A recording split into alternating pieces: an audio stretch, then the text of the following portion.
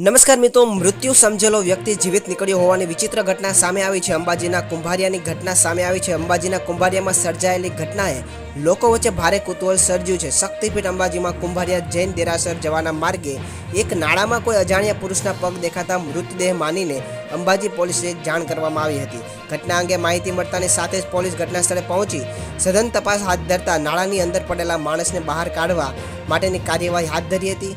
માણસના પગ હલનચલન થતાં જીવિત હોવાનું લાગતા પોલીસે તાત્કાલિક નાળામાંથી તે વ્યક્તિને બહાર કાઢવાના પ્રયાસ હાથ ધર્યા હતા. જોકે ભારે જહેમતના અંતે નાળામાં ફસાયેલા વ્યક્તિને જીવિત બહાર કાઢવામાં આવ્યો હતો.